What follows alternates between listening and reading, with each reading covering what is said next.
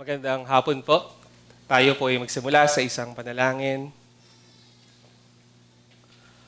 Our generous Father, katulad ng mga naunang panalangin, Panginoon, thank you for your generosity. Indeed, pinaulanan mo kami ng biyaya at mga blessings ngayong umaga na ito. At we are still begging for those manna, for those graces, Panginoon. Kung hindi po pagmamalabis, kung paano mo kami sinamahan kanina, Lord, ay samahan mo ulit kami. At nawa itong pangaral na ito ay really mag-benefit yung bawat kaluluwa namin. At we know na ang inyong inordain na means para mag-increase ang faith namin is through the preaching of your word. And we are really anticipating that our faith will increase, Panginoon. Lord, help us na maging conscious sa presensya mo na nasa gitna namin, Panginoon. And also, I am begging sa inyong assistance, Lord. I can feel my helplessness, Panginoon. And I really pleading, Panginoon, sa inyong tulong ngayong hapon na ito. May you be glorified sa lahat ng moment at lahat ng aspeto ng pangaral na ito. We ask this in Jesus' name. Amen. Let's go straight sa ating text ngayong hapon. We will read Acts chapter 8, verses 26 to 40. Again, Acts chapter 8, 26 to 40. Verse 26. Now an angel of the Lord said to Philip, "Rise and go toward the south, to the road that goes down from Jerusalem to Gaza. This is a desert place." And he rose and went. And there was an Ethiopian, a eunuch, a court official of Candace, queen of the Ethiopians, who was in charge of all her treasure. He had come to Jerusalem to worship and was returning, seated in his chariot, and he was reading the prophet Isaiah. And the Spirit said to Philip, "Go over and join this chariot." So Philip ran to him and heard him reading Isaiah the prophet and asked, "Do you understand what you are reading?" And he said, "How can I unless someone guides me?" And he invited Philip to come up and sit with him. Now the passage of the scripture that he was reading was this: "Like a sheep, he was led to the slaughter, and like a lamb before its shearer is silent, so he opens not his mouth. In his humiliation, justice was denied him. Who can describe his generation? For his life is taken away from the earth." And the eunuch said to Philip, "About whom, I ask you, does the prophet say this, about himself or about someone else?" Then Philip opened his mouth, and beginning with the scripture, he told him the good news about Jesus. And as they were going along the road, they came to some water. And the eunuch said, "See, here is water. What prevents me from being baptized?" And he commanded the chariot to stop. And they both went down into the water, Philip and the eunuch, and he baptized him. And when they came up out of the water, the Spirit of the Lord carried Philip away, and the eunuch saw him no more, and went on his way rejoicing. But Philip found himself at Azotus, and as he passed through, he preached the gospel to all the towns until he came to Caesarea. Well, literal na nagbago ang direksyon ng ministry ni Philip. Dahil mula sa Samaria, napunta siya sa isang malayong disyerto. Paano? Well, nakatanggap kasi siya ng isang kautusan mula sa angel of the Lord na magtungo umara siya sa isang daan na patungong Jerusalem to Gaza. At wala ngang pag-aalinlangan siyang sumunod sa kautusang ito nang hindi naman niya nalalaman kung ano nga ba ang purpose ng pagpunta niya doon. At sa naging pagsunod niyang iyon, maiiwanan niya ang isang flourishing at fruitful ministry na nasimulan niya sa bayan ng Samaria. Matatandaan natin sa nakaraang pangangaral na nagkaroon ng successful na mass evangelization sa Samaria sa kanyang pangunguna. Nagkaroon ng spiritual awakening. The gospel is exploding at marami ang naliligtas na Samaritan, including Simon the magician. Maraming buhay ang nagbabago, maraming naitatatag na iglesia, at marami ang tumatalima sa Panginoong Jesus. Masasabi natin na nasa gitna si Philip ng isang super exciting na ministry. Isang uri ng ministry na inaasam ng lahat. He is enjoying incredible success. Then all of a sudden, makakatanggap siya ng marching orders mula sa Diyos na it's time to drop everything. It's time to move on. Kailangan niya nang iwan ang lahat ng ito at magtungo siya sa isang lonely road in the middle of nowhere. Iniutos ng Diyos na iwan niya ang revival sa Samaria at magtungo siya sa isang disyerto real quick. Alam nyo, pwede siyang mag-object at pumalag sa Diyos dito. Kasi kung tutuusin, parang it didn't appear logical. Pwede siyang magmatigas at piliing magstay sa Samaria kung saan hinog na hinog ang mga kaluluwa. Pwede muna siyang mag-excuse at sabihin sa Panginoon na wag muna ngayon. Pahingin munang konting time. Ipagpe-pray ko muna ito. O pwede niyang sabihin sa angel of the Lord na humanap na lang siya ng iba. Yung someone na hindi nasa gitna ng revival na katulad niya. Or pwede niyang tanungin at sabihin sa Diyos na, Lord, hindi ko pa ba napapatunayan ang sarili ko? Bakit kukunin mo na agad yung ministry nasa akin na ganito? Have I not proved myself worthy of a larger ministry? Pero nakita natin, that is not how Philip responded. Because we have to remember kung paano siya inilarawan sa Scripture. He is a spirit-filled man. Kaya no question asked. Wala tayong narinig sa kanya na kahit anong pagrereklamo. By faith, he submitted to God's plan. He simply do what God wants him to do.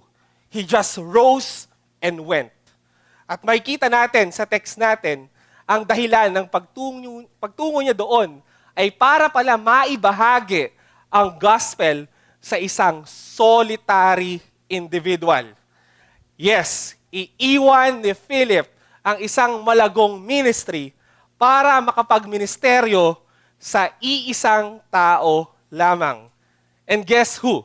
Sino ang kanyang makakadaupang palad? Ayon sa verse 27, magkukrus ang landas nila ng isang hindi pinangalanang Ethiopian eunuch, which is a very influential and powerful man. Isa itong high government official na namamahala sa kayamanan ng Queen of the Ethiopians. Kumbaga siguro katumbas niya o ka-level niya yung Secretary of Department of Finance sa gobyerno natin. At alam nyo, hindi pangkaraniwan yung engkwentrong ito. Sa panahon kasing ito, ang mga tulad niyang eunuch ay itinuturing na marginalized individual. Sila yung mga pinakamalayong tao sa kaharian ng Diyos. Of all people, hindi sila yung aasahan mo na mapagmiministeryuhan. Bakit? Dahil pino-forbid ng Diyos ang tulad niya sa mga templo. They are not allowed to enter the assembly of the Lord.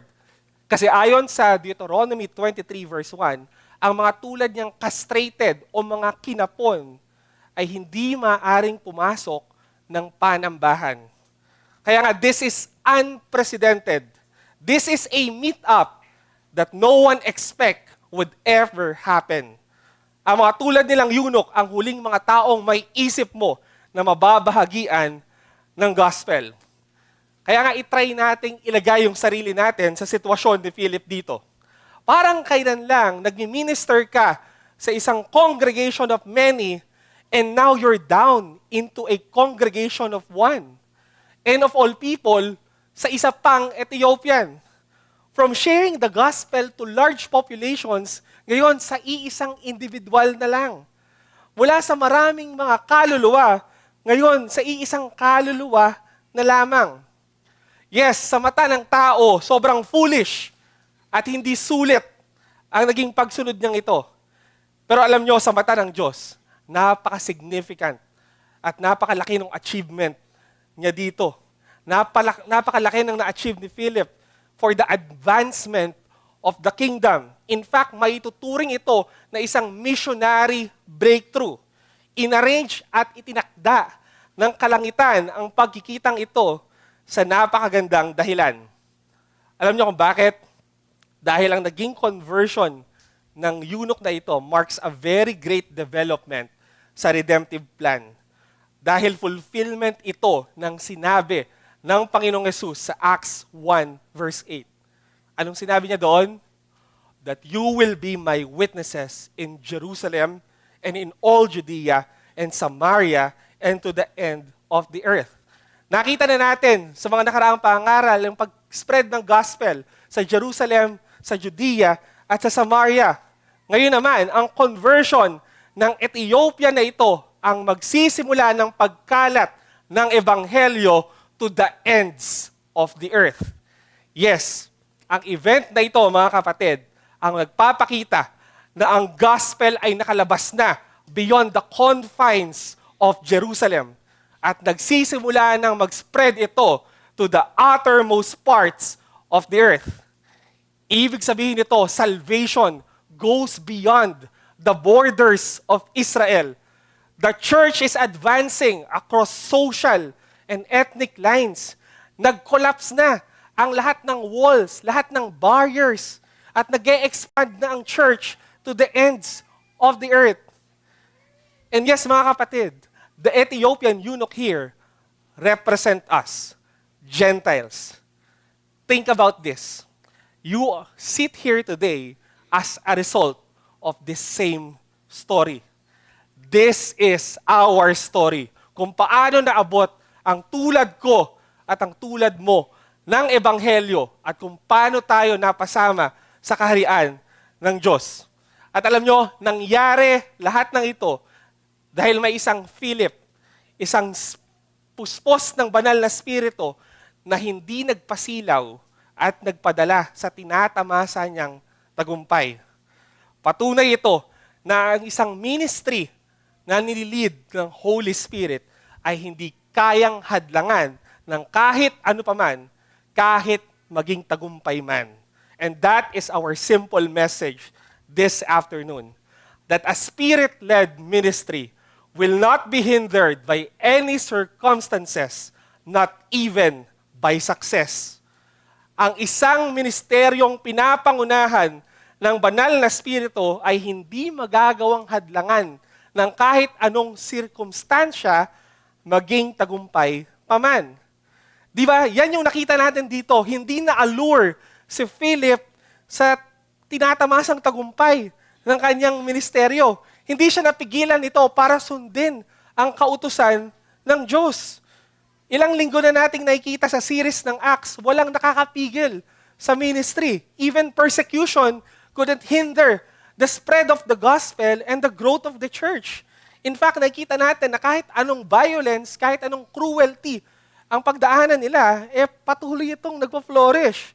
At ngayon naman, pinapakita sa atin dito na hindi naman ito mapipigilan ng success. Though, oo, hindi ito kayang pigilan, pero ang success ay maituturing na matinding kalaban.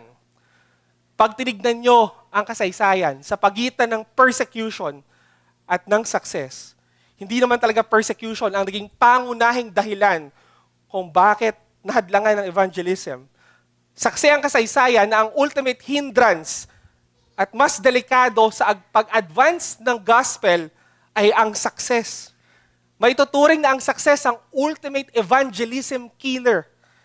Ito yung nagdi-delay at nagsususpend sa evangelistic efforts at mga church activities.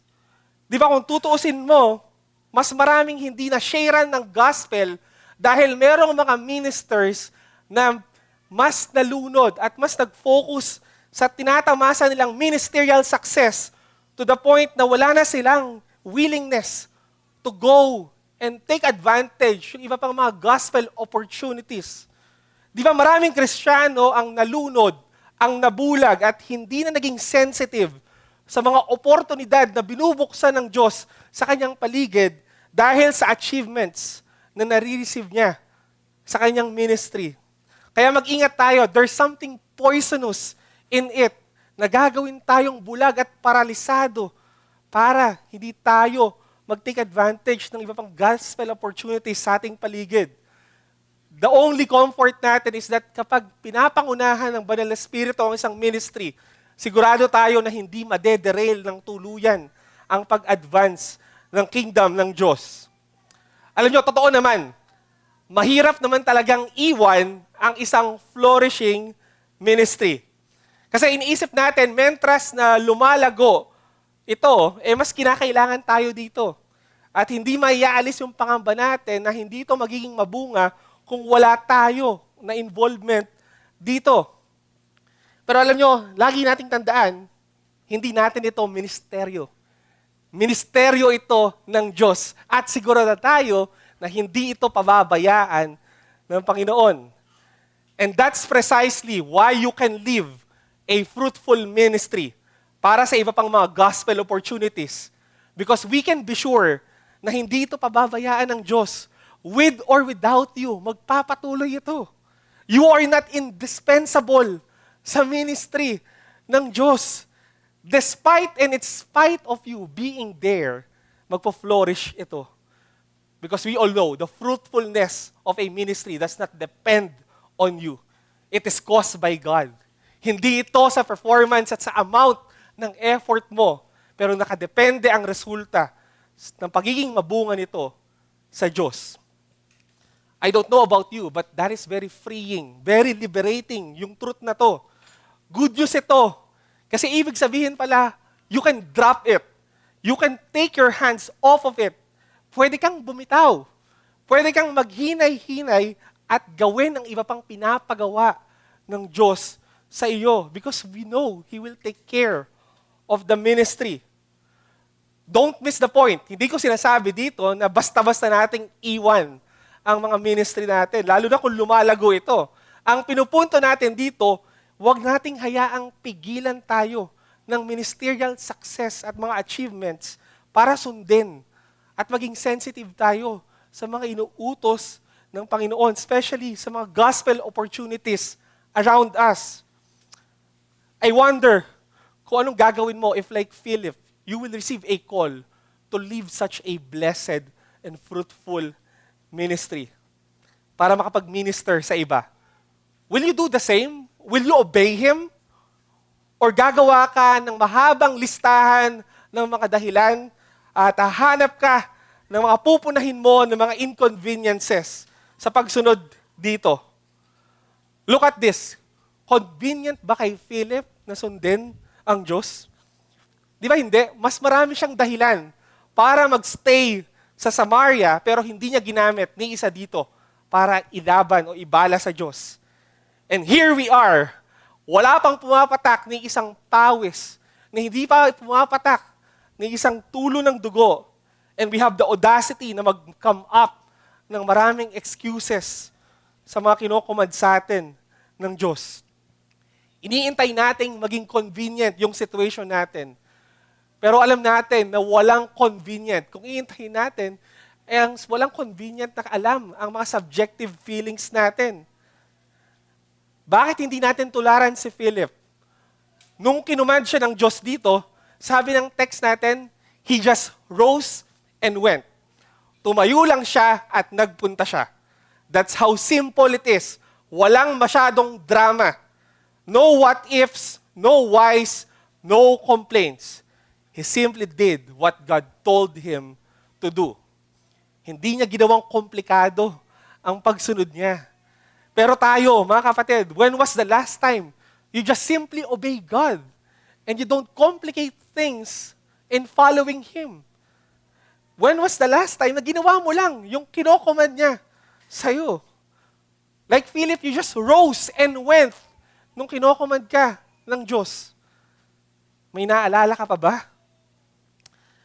But I guess the haunting question sa atin ngayong hapon na ito is kung worth it nga ba na iwan ang isang malago at matagumpay na ministry para lang sa isang kaluluwa. Hindi ba, brother, parang napaka-foolish naman na iiwan mo ang isang prospering ministry para sa isang tao lang? I mean, di ba mas better kung saan ka mas nakakapag-minister sa marami? I mean, simple math lang. 2 is greater than 1. Alam nyo, yan ang problema sa atin. In-incorporate at pumasok na ang mathematics at marketing sa ating spiritual ministry to the point na it's always driven na by numbers and it's always about numbers.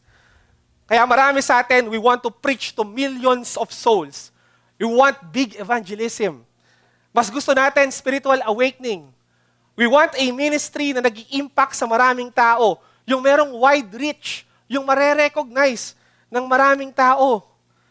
Mas prefer na natin ngayon ang mga conferences kesa ang conversation sa mga individual. Mas gusto na natin ng revival kaysa sa conversion of one. Mas ganado tayong mag-ministry pag alam nating marami yung makikinabang, pero pag isa lang, parang wala lang. Affected at nadidismaya na tayo sa dami ng likes, sa dami ng views ng ministry natin. Yes, I know, this is not wrong in it of itself. Pero alam nyo, ang mali dito is kapag ito na yung nagiging measure ng success ng isang ministry sa dami at hindi na sa value at worth ng bawat kaluluwa. Magiging mali ito kapag tingin mo inferior na yung ibang ministry kapag konti lang yung nakikater niya. Magiging mali ito kapag wala kang sense of fulfillment and you feel like it doesn't amount to anything kapag konti lang ang napagministeryuhan mo.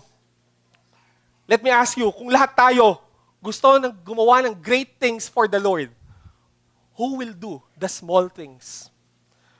Kung lahat tayo gusto natin big task, sinong gagawa ng small task sa ministry? Kung lahat tayo gustong mag-preach to 1,000 of souls, who would preach to one single soul na nakakasalubong mo sa daan? Kung lahat tayo gusto mo ma-win ang soul ng isang crowd, who will win the soul of one? Sinong mag-share ng gospel sa katabi mo sa P2P bus?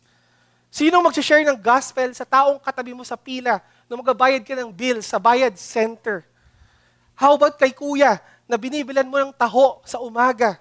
Sa suki mong barbero?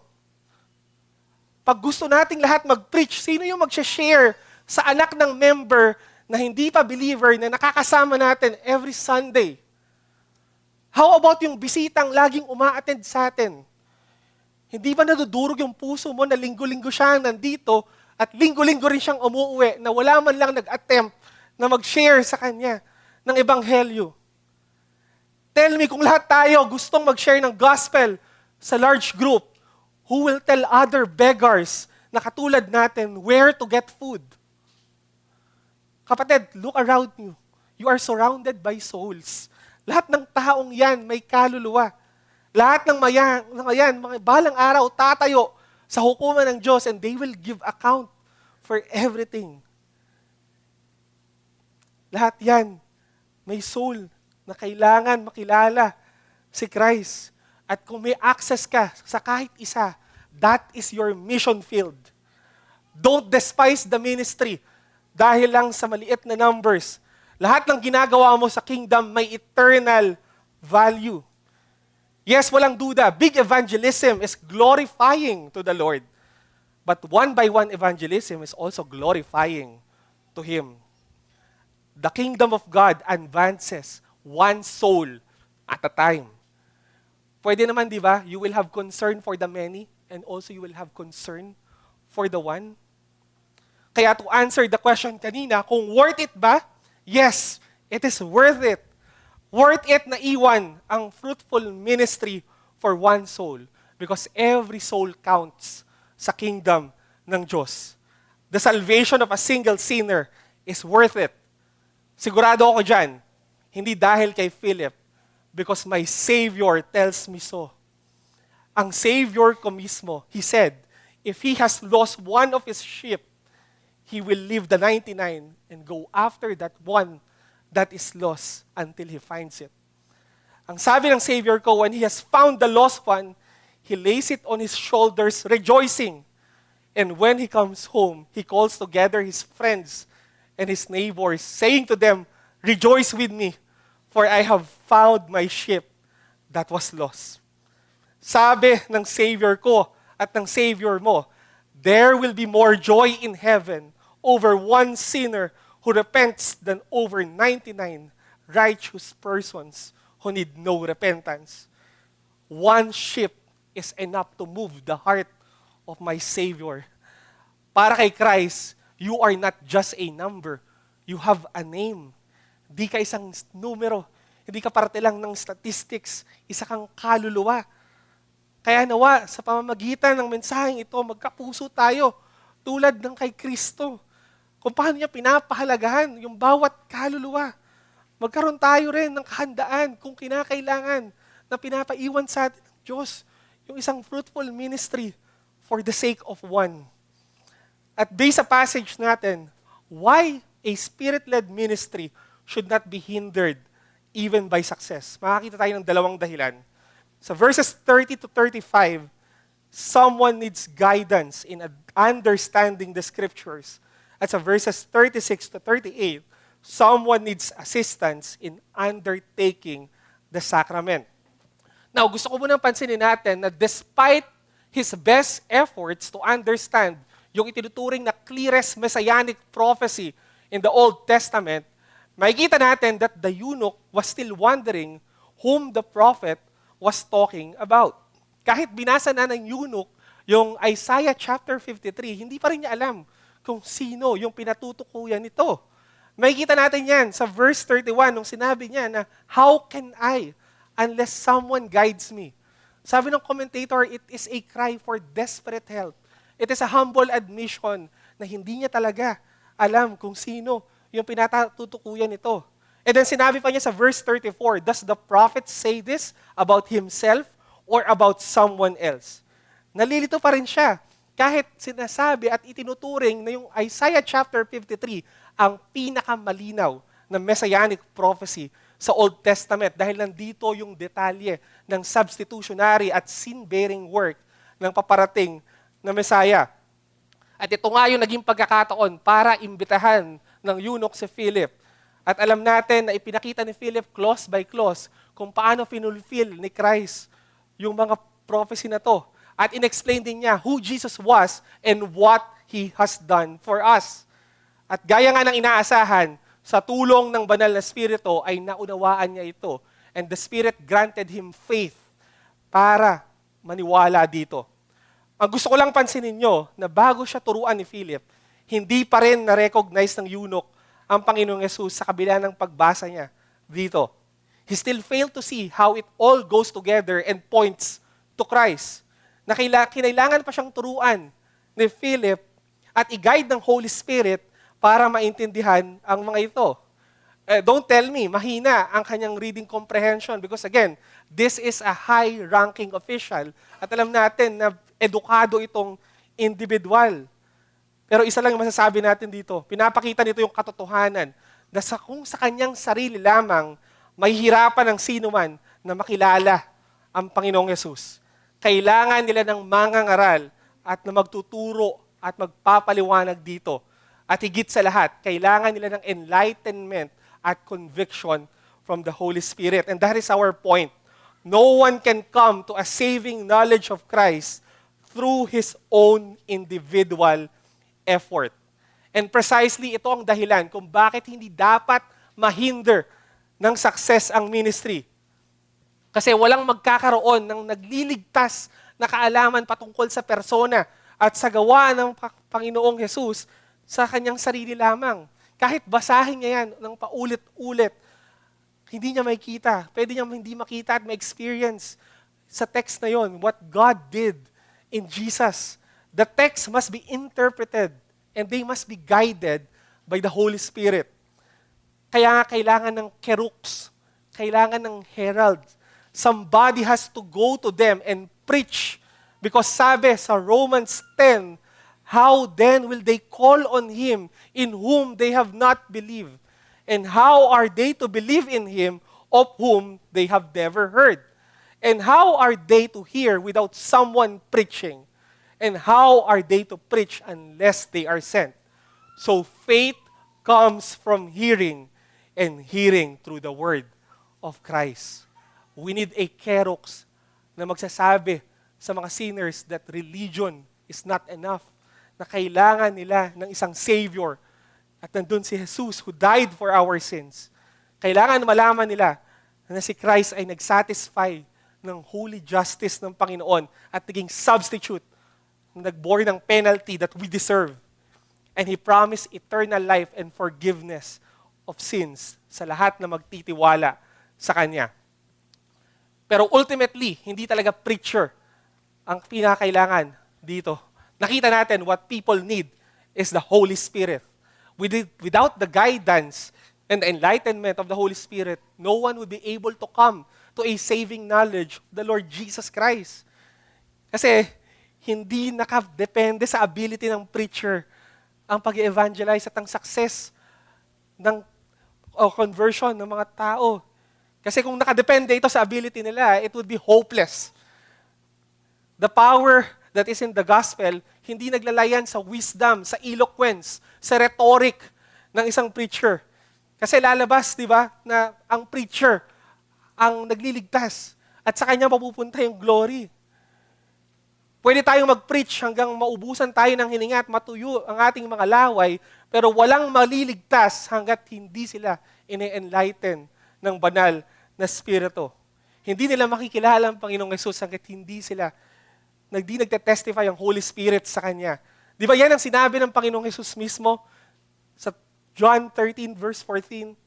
When the Spirit of truth comes, He will guide you into all the truth, for He will not speak on His own authority, but whatever He hears, He will speak, and He will declare to you the things that are to come.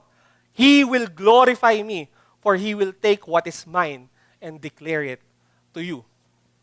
Alam nyo, napakaganda nung naging interpretation ni J.I. Packer dito. Pinakita niya sa isang book niya kung paano nililid ng Holy Spirit ang isang tao sa knowledge kay Christ. Hinalintulad niya yung New Covenant ministry ng Holy Spirit sa isang spotlight. Sinabi niya na imaginein mo daw yung Spirit as the Paraclete, siya daw yung spotlight kay Christ. Isipin mo sa isang madilim na theater at dun sa stage, nandun si Kristo.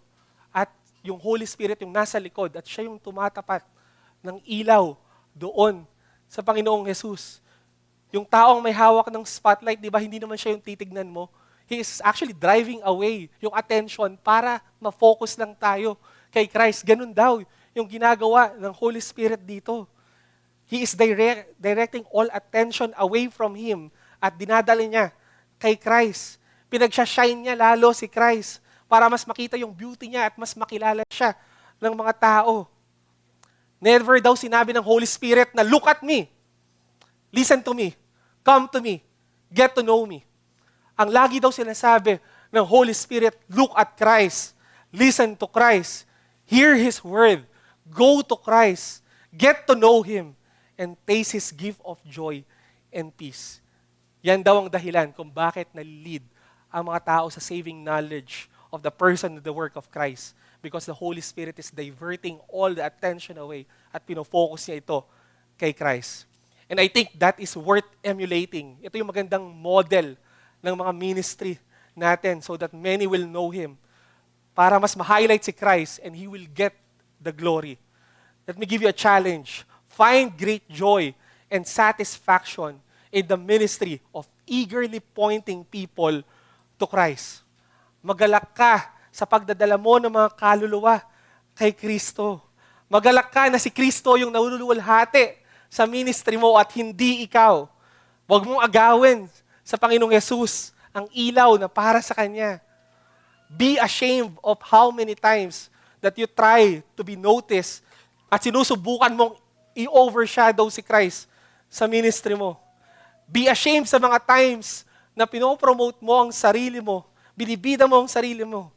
Kung ang third person of the Holy Trinity nga inaalis niya yung attention sa kanya, tinahayaan niyang si Christ ang mag-shine.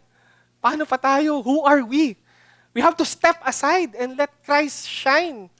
Fade out. Fade away. Never rob God or Christ yung glory na para sa Kanya. Point others to Christ rather than ourselves. Leave the stage at hayaan mong si Kristo lang yung maiwan doon at siya yung ma-highlight because no one is worthy other than Him. Tulad ng Holy Spirit, makontento ka lang na nasa likod ka lang. Ini-spotlight mo lang si Christ para mas makita ng mga tao yung beauty at yung excellency niya, yung wondrous work niya sa cross. Ito nawa yung maging principle natin sa ministry. And surely many will be led to the knowledge of Christ. Kung wala ka sa picture, the better. They will know Christ more. Kaya sa evangelizing natin, point them to Christ, not to yourself. Tandaan mo, they need a greater and a deeper knowledge of Christ, not greater and deeper knowledge of your personal life and life story. Hindi kwento mo ang power of God unto salvation. What they really need is the gospel at hindi ang testimony mo. Kaya when preaching, avoid excessive focus sa sarili mo. Just fail. Mawala ka sa background. Huwag mo ring sabihin, look at me, listen to me, come to me, get to know me. But always, like the Holy Spirit, look at Christ, listen to Christ, go to Him, get to know Him. Preach, die, and be forgotten. At ang huling alaala na mag-e-endure sa kanila, hayaan mo na si knowledge nila kay Kristo. Ikaw na wala pa kay Kristo, have you met the Savior yet? Narinig mo na hindi mo siya makikilala sa sarili mong effort. You need the Holy Spirit. Baka tulad ng eunuch, eto na yung panahon na inordain ng Diyos para makilala mo siya. Tumingin ka ngayon, hindi na sa stage, pero sa cross. Tumingin ka sa Kanya. Tignan mo yung mga scars niya. The blood running down on His face. He is the Lamb of God that was led to slaughter because of your sins. He paid for your sins. He paid it all when He was dying. Kung gusto mong makita ang worth ng isang single soul, here it is. Christ died for the souls of many. Lumapit ka sa Kanya. Hindi ka ba napapagod? Matagal mo nang kinikerry on your shoulders ang weight of sin. Lahat ng nasa paligid mo, sinasabi sa'yo, wala ka ng pag-asa. You are dirty. You are you're messy. You are hopeless. Puro mali-mali na lang ang desisyon mo sa buhay. Yung life mo beyond repair. Huli na ang lahat. Pero si Christ sinasabi sa'yo, wala kang ibang dapat gawin. Lumapit ka sa Kanya at papatawarin ka Niya. Pwede kang magsimula uli. At ngayon na yun, run to the Savior, to that man on the middle cross. And then quickly, sa second point, sa verses 36 to 38, and as they were going along the road, they came to some water, and the eunuch said, "See, here is water. What prevents me from being baptized?" And he commanded the chariot to stop, and they both went down into the water, Philip and the eunuch, and he baptized him. So nakita natin dito, upon seeing a body of water, which is very rare sa isang disyerto, the Ethiopian expresses his desire to be identified to Jesus through baptism. Pinapakita talaga nito na naniwala at naintindihan na nung Ethiopian yung gospel kasi he wanted to be baptized to declare that belief. He is now converted, kaya natanong niya, what hinders him from baptism? Hindi sinabi sa text natin kung sino nagsabi sa kanya na kailangan niya magpabaptize. Pero maaaring si Philip, because alam natin na ang message ng mga apostles ay repent and be baptized. Pero maging sino pa man yun, he was right in seeing it as an important responsibility for a true believer. Naiintindihan ng Ethiopian yung importance ng baptism as a personal expression of that saving faith. At para i-demonstrate yung belief na yon, baptism is the right thing to do. Kitang-kita natin dito, di ba? Hindi niya maitago yung saya at yung excitement niya na mabaptize. Alam mo bakit? Kasi alam natin na sinisignify ng baptism, bukod sa maraming mga bagay, is isa sa mga sinisignify ng baptism is ang full membership sa isang church community. Remember, ano nga yung sitwasyon ng eunuch sa panahong to? Di ba, they cannot even enter the temple. Hindi sila maka-experience ng full membership sa community of Israel. Kaya siya ganito, because all his life, hindi naman siya welcome dahil sa pagiging eunuch niya. And now, dahil sa baptism, he will be one of God's people. Kaya ganito na lang siya ka-excited. Pero hindi ba kayo nagtataka, paano naging posible yung baptism in the desert? Gusto ko pansinin nyo yung napaka-rare na instance na yun, na nagkaroon ng tubig sa desierto. I mean, what are the odds of actually finding water in the desert? Pinapakita lang nito na we can really see the hand of God's providence. He makes sure na merong tubig dito. Ganito ka-importante yung baptism, yung event na ito para sa kanya so that nothing will hinder him. Sa paglalagay niya ng tubig sa gitna ng disyerto, pinapakita dito na wala nang ibang makakapigil pa sa pag-declare niya ng faith. Isa lang talaga ang kailangan. Isa lang talaga ang naghihinder sa isang tao para mabaptize, and that is true faith in Christ. Yan lang talaga yung umahad lang sa isang mananampalataya to be baptized. And that's the point. The only thing that hinder a person from baptism is a lack of true faith in Christ. Alam nyo, makikita nyo sa buong libro ng Acts, merong isang consistent na pattern. The gospel is preached, listeners believe, then they are baptized. Lagi, bago yung baptism, they have to believe the gospel. Kasi, katulad ng narinig natin kanina, baptism is the outward expression of an inward experience. Ito yung outward expression ng isang reality na nangyayari sa'yo. Because you have inward faith in Christ, lalabas yung realidad na to outwardly. It symbolizes the believer's death to sin and resurrection with Christ. At ito yung proof ng isang genuine faith. At si Christ, ine-expect niya at dinedemand niya ang bawat nananampalataya sa Kanya who love and trust Him that He would obey His word. And that includes baptism. Napakagandang opportunity pala ng baptism para i-declare mo yung tiwala at pagmamahal mo sa isang king through the obedience sa Kanyang command. Those who truly believe Jesus will respond by publicly declaring that belief. Kaya kung believer ka at hindi ka pa nabaptize, it doesn't sit well. That's an anomaly. The only reason lang that you neglect baptism is dahil wala ka talagang faith kay Christ in the first place. Kung ayaw mo magpabaptize, you have to question the reality of your faith. Sino ang naligtas na kinahihiya at so ashamed of Jesus na magre-refuse siya na magpabaptize? Kaya kung totoong na-experience mo ang wonderful saving grace ng Diyos, you will take a public stand of confession in baptism. You will prove that reality by declaring it publicly. Kaya if I am talking to someone here na hindi pa nababaptize, perhaps bisita ka o anak ka ng miyembro, ibabalik ko sa iyo yung question ng eunuch dito. What's keeping you from being baptized? Alam mo, hindi dahil sa hindi ka pinapayagan ng parents mo, hindi dahil sa age mo.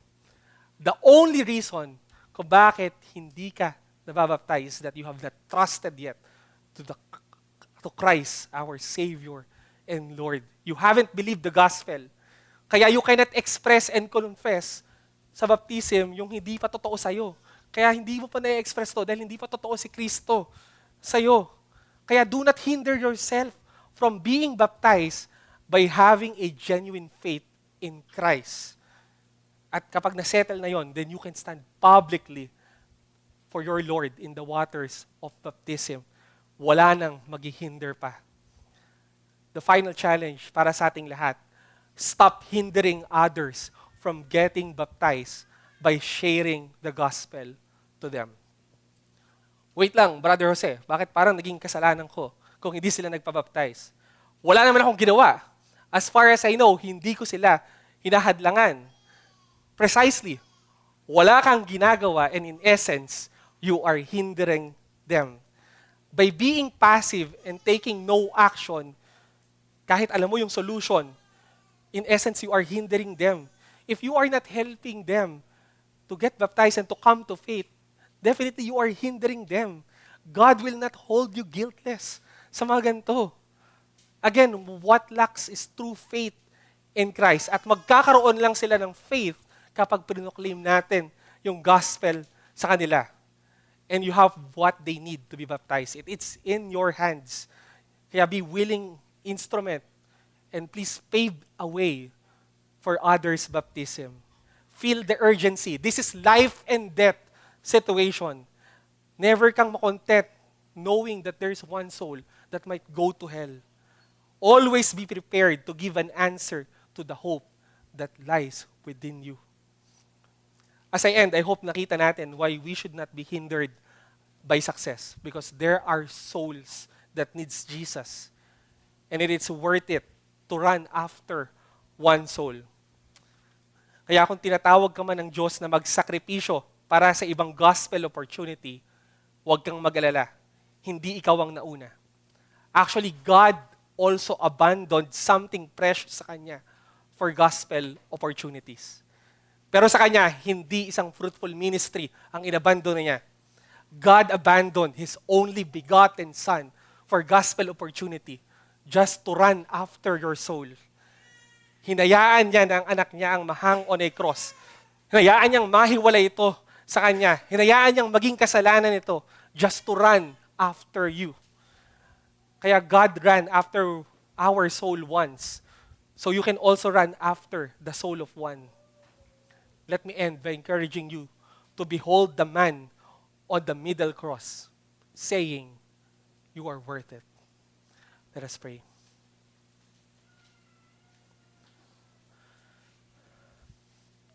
Our great Father, thank you so much for your word, Panginoon.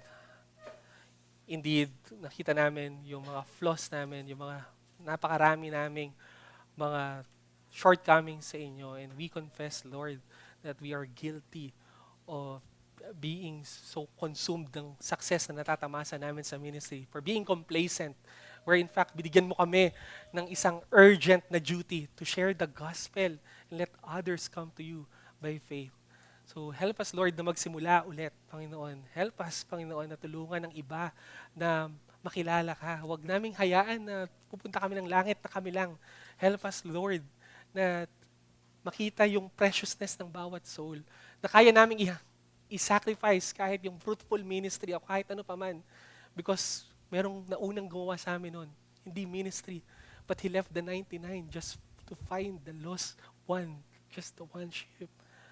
May nauna sa amin, ang Diyos mismo, ikaw mismo, Panginoon. You abandon your begotten Son to run after our soul.